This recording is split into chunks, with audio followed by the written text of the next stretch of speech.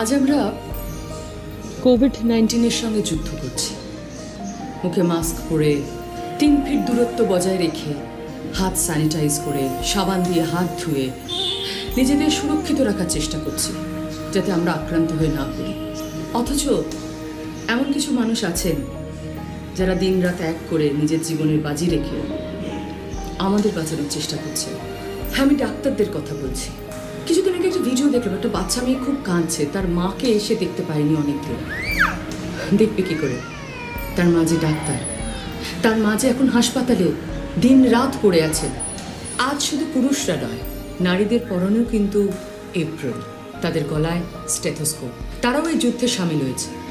অথচ দেখুন, বেশ কিছু বছর আগে আমাদের এই সমাজ কিন্তু মেয়েদের ডাক্তার হতে দেয়নি, বাধা দিয়েছিল। আর বাধা পেতে হয়েছিল কাদম্বিনী গাঙ্গুলিকে, প্রথম মহিলা ডাক্তার।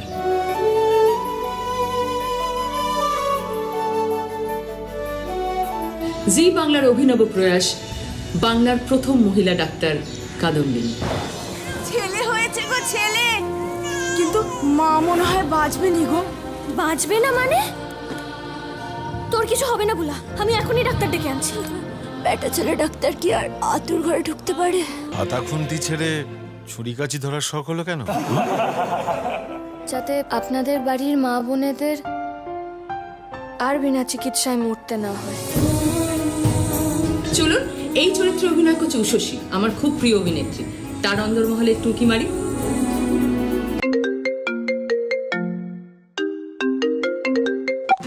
হাই উষসী, কেমন আছো? এই যে দেখতেই তো পাচ্ছ, বাড়ি থেকে তো পালানোর একদম কোনো উপায় নেই, তাই ফর আ চেঞ্জ বাড়ির কাজ করছি, প্রচুর বই পড়ছি, ওয়ার্কআউট করছি, আর যেটা একদম পারতাম না, বাড়ির সবার সঙ্গে সময় কাটাচ্ছি। কাদম্বিনী দেবী বাংলা স্বাধীনতার কিন্তু একটা অন্যতম মুখ। তো এরকম একটা স্ট্রং চরিত্রে অভিনয় করতে পেরে টেনশন হচ্ছে খুব? দেখো, টেনশন যে একটুও হচ্ছে না সেটা বলবো না, মানে এটা আমি খুব বিশ্বাস করি যে একদম টেনশন না করলে আবার কাজ ঠিকঠাক হয় না, ঠিক আছে? তো টেনশন হচ্ছে, কিন্তু যেটা সবচেয়ে এখানে ভাববার বিষয় সেটা হচ্ছে বকুলে কি হতো। বকুলে আমি ইম্প্রোভাইজ করার প্রচুর সুযোগ পেতাম।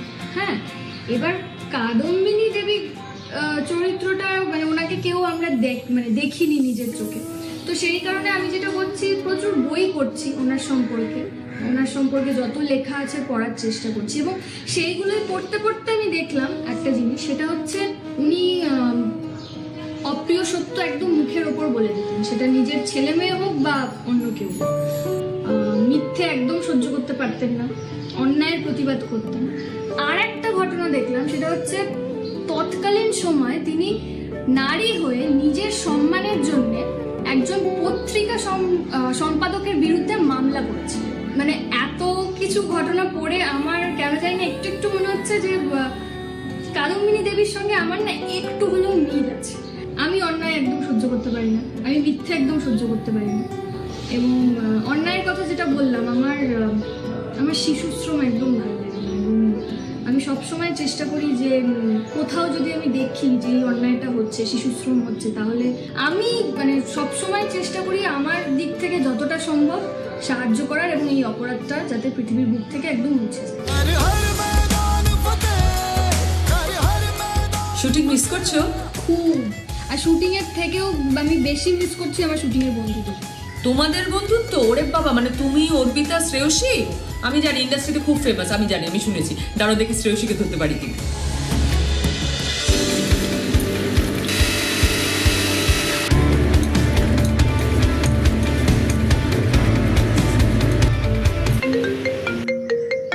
হ্যালো। আরে বাবা, এ তো একবারে সুগৃহিণী হয়ে আছে দেখছি। তা কি রান্না হচ্ছে?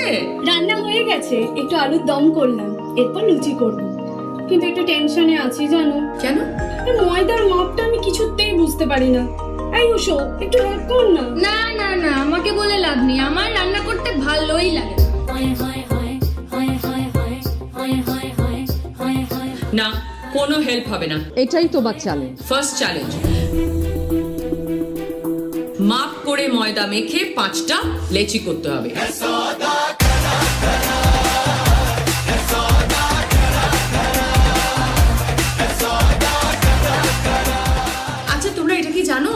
আমার সঙ্গে জি বাংলার দর্শকরাও এসেছেন, তা তারা অনেক কিছু শুনতেও চান তোমাদের কাছ থেকে। একটু তোমাদের দুষ্টুমির গল্প বলো না।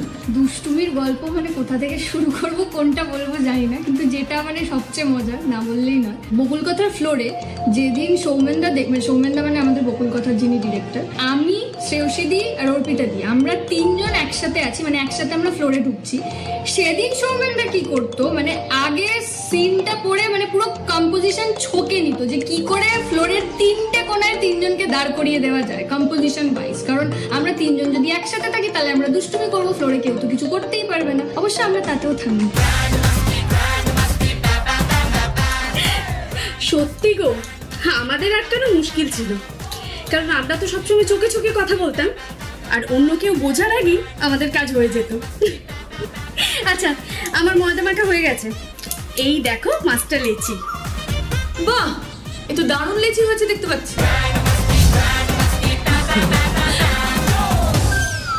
এ মা, আমি তো ভুলেই গিয়েছিলাম। কি ভুলে গেছো? মা আজকে শুক্তো বানাবে, তো আমাকে বলেছিল সবজিগুলো বেছে রাখতে। এটাই হবে তোমার চ্যালেঞ্জ।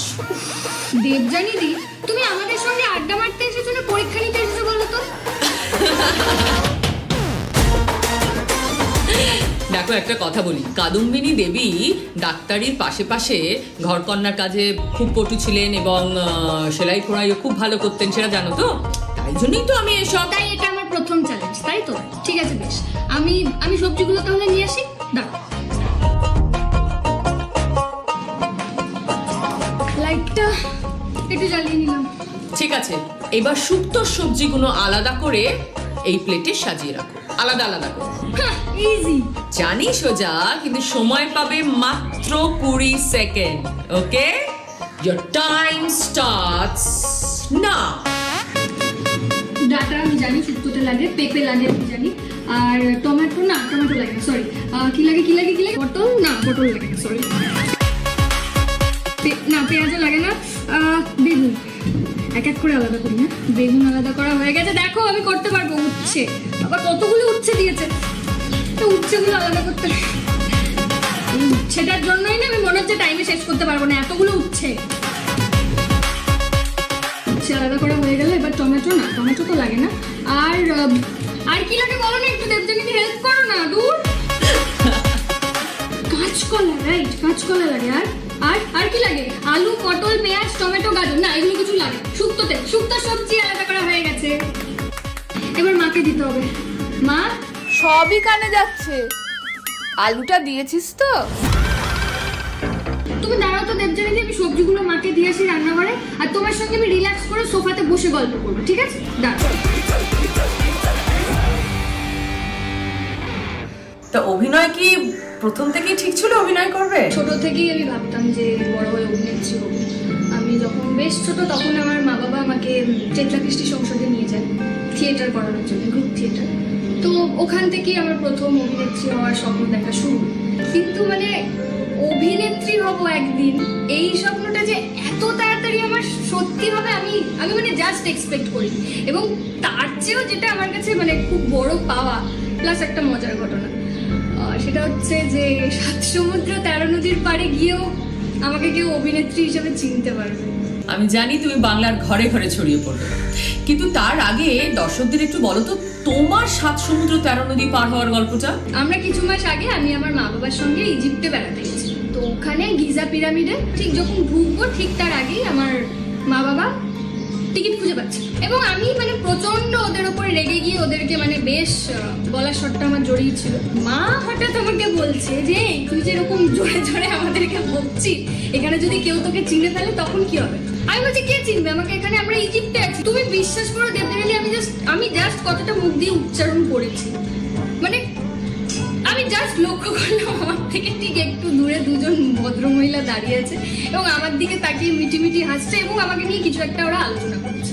আমি মানে কি বলবো, মানে আমি জাস্ট প্রে করছি এরা ঠিক আছে, এরা ইন্ডিয়ান তো আমি বুঝে গেছি, কিন্তু এরা যেন বাঙালি না হয়, মানে বাঙালি হলে আমি গেলাম পুরো।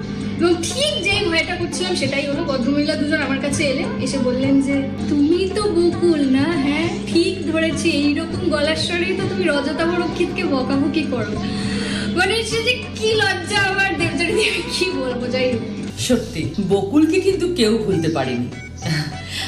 আচ্ছা শ্রেয়সী, তুমি ছোটবেলায় কেমন ছিলে, শান্ত না দুষ্টু? ল্যাজ বিশিষ্ট বলতে পারো। আমার তো পাড়াতে এমনিই নাম ডাক ছিল। হ্যাঁ, সে কি?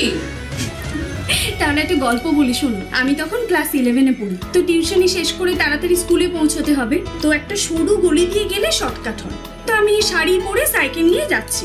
ওমা, হঠাৎ দেখি দুটো ছেলে, আমার চেনা নয়, দুজনে এসে সাইকেলের দুদিকে অন্য একটা সাইকেল নিয়ে আমাকে ডিস্টার্ব করছে। তো আমার তো গেছে মাথা গরম হয়ে। তো আমি কি করলাম, সামনে তাকালাম, এবার পেছনে তাকালাম, কেউ কোথাও নেই। তারপর ওদের দুজনকে একবার দেখে নিলাম। তারপর ডান দিকের পা আর বাঁ দিকের পা তুলে দুজনের সাইকেলে সজোরে দুটো লাথি।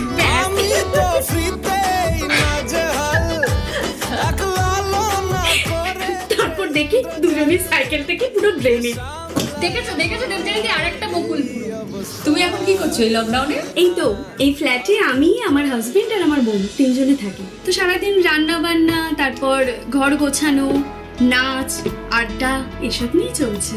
ও হ্যাঁ, তুমি তো রিয়ালিটি শো থেকে তোমার পথ চলা শুরু, রাইট? তা জার্নিটা কেমন? সত্যি বলতে জার্নিটা খুবই ভালো ছিল। শুধু ভালোবাসা আর সম্মান পেয়েছি। আমার বাড়ি তো আরামবাগে, যেহেতু মফস্বলের মেয়ে, সে নাচ শিখেছে, প্রোগ্রাম করেছে, তো সেটার জন্য অনেক সমালোচিতও হয়েছি। তার উপর অভিনয়টা একবার নৈবচন। কিন্তু একটা জিনিস খুব ভালো লাগে জানো, তখন যারা সমালোচনা করেছিল তারা এখন যখন নিজেদের মেয়েদেরকে নাচ শেখায়, সেটা দেখলে খুব গর্ব হয় জানো। এটা একদমই ঠিক দেবজানি। মানে তুমি এমনি ভেবে দেখো, কোথাও না কোথাও গিয়ে আমি, শ্রেয়সীদি, বকুল, কাদম্বিনী, আমরা সবাই কিন্তু এক। আমরা প্রত্যেকে কিন্তু সমাজের রক্ষণশীলতার বিরুদ্ধে লড়াই করছি। ঠিক, তবে এখন আর লড়াই নয়, হবে নাচ। হ্যাঁ হ্যাঁ, নাচ নাচ নাচ, শ্রেয়সী নাচ তো নাচ নাচ।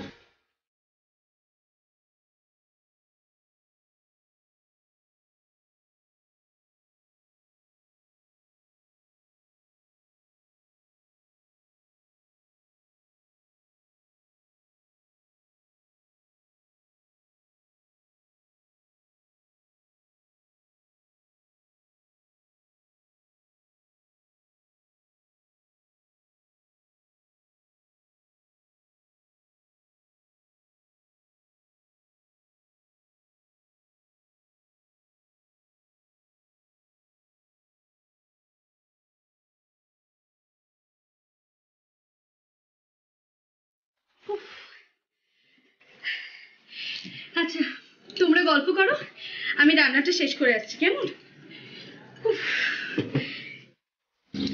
দেবজানি দি, এবার আমারও না একটু একটু কফি টেস্টটা পেয়েছে।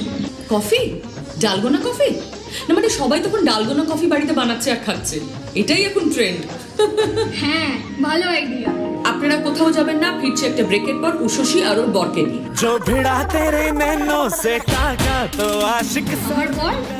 এই দেবজানি, আমার তো কোনো বিয়েই হয়নি। একটু ব্রেক নিয়ে নি, এরপর আছে একটা ইয়াব বড় সারপ্রাইজ। আচ্ছা, ডালগোনা কফি বানানোর ইনগ্রেডিয়েন্টস কি আমাকে আবার বলতে হবে? সবাই জানে 2 চামচ কফি পাউডার, 2 চামচ চিনি আর 2 চামচ গরম জল। এগুলো দিয়ে অনেকক্ষণ ধরে আমাকে মিক্স করতে হবে।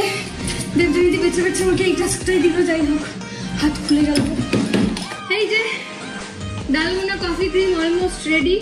এইবার সবচেয়ে কঠিন পার্ট যেটা আমার মনে হয়, সেটা হচ্ছে এটাকে ঠিকঠাকভাবে এটার মধ্যে ঢালা। ঢালছি ডালগোনা কফি ক্রিম, কি যে হবে জানি না। ও এবার টার্ন, আমাকে এটা টেস্ট করে দেখতে হবে।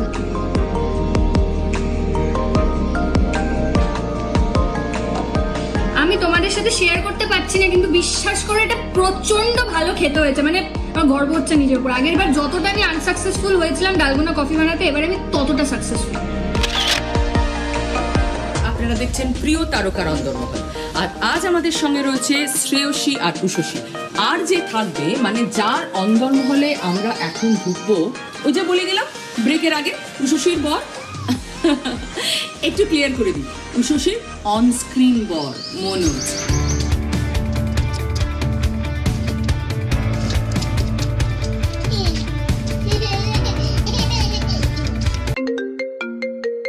লকডাউনে কি করছো, সময় কি করে কাটাচ্ছো? ভালোই কাটছে, তবে শুটিং করতে পারছি না বলে খারাপ লাগছে। কাদম্বিনী শুটিং চলছিল আমাদের, তার মাঝখানে লকডাউন শুরু হয়ে গেল। এই কাদম্বিনী সিরিয়ালে তোমার চরিত্রের নাম তো দ্বারকানাথ গাঙ্গুলি, তো কেমন লাগছে অভিনয় করে? মানে এটা তো একটু অন্যরকম। দ্বারকানাথ গাঙ্গুলির চরিত্রে মানে আমি তো খুব এক্সাইটেড, এবং আমি নিজে বিশ্বাস করি, আমার যেটা মনে হয় যে মেয়েরা তাদের নিজস্ব একটা পরিচয় থাকবে, তাদের পরিচয় যেন কেয়ার অফ হাজবেন্ড না হয়, এই আর কি।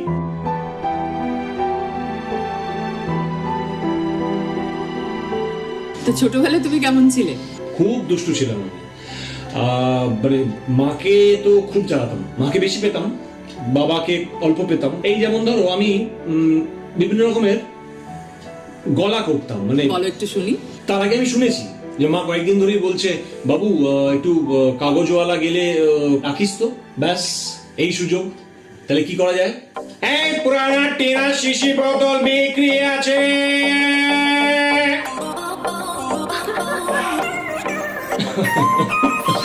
এই যেই শুনতো মা, শুনে মা ধরো খাচ্ছে বা ঘুমোচ্ছে, মা উঠে পড়তো, এই এই কাগজওয়ালা দাঁড়াও দাঁড়াও দাঁড়াও দাঁড়াও, এই কাগজ দাঁড়াও দাঁড়াও। বেরিয়ে দেখতো আমি, ব্যাস অমনি আমাকে তাড়া করতো আর আমিও ছুটে পালাতাম। এই এই এই মনোজদা, গরু পারবে গরু? বিড়াল।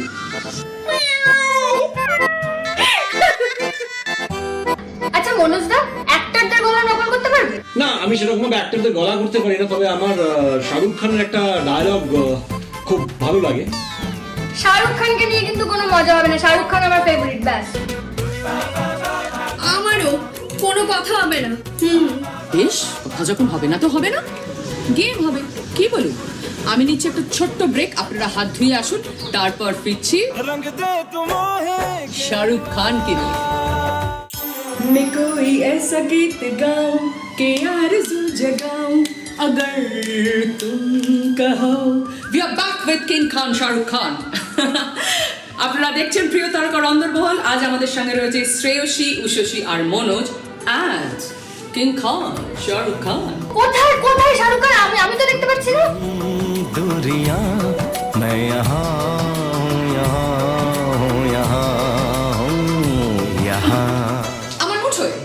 मेरी मुट्ठी में है শাহরুখ খান আমার মুঠো।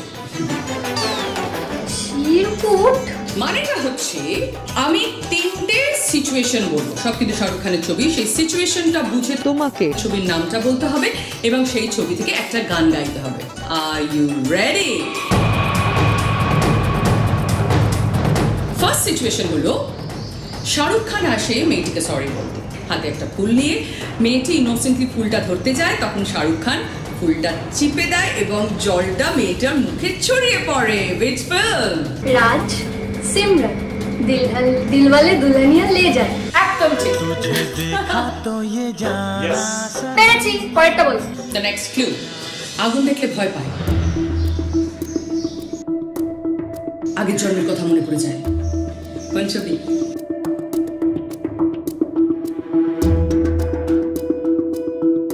ওম শান্তি। আরে বাপরে। তারপর পরেরটা বল। And the third clue, Shahrukh Khan railway স্টেশনে একা দাঁড়িয়ে, কেউ একজন চাদর মুড়ি দিয়ে বসে আছে। শাহরুখ খান বুঝতে পারছে না, তাকে ডাকলো কিন্তু সে কোনো উত্তর দিল না। হঠাৎ একটা হাওয়া এলো, চাদরটা খুলে গেল, শাহরুখ খান তাকে দেখতে পেল। লাভ অ্যাট ফার্স্ট সাইট। কোন ছবি? আরে তোমার না না না না না, হেল্প করা কিছুতেই চলবে না। ও দিল সে। কারেক্ট। আচ্ছা দেবজানি দি, তুমি তখন থেকে বলছো যে আমাদের জন্য সারপ্রাইজ আছে গেম খেলার পরে, তা কি সারপ্রাইজ সেটা তো বলছো না। দেখিয়ে দিই তোমাদের, না বলে। হ্যাঁ, 1 2 and 3।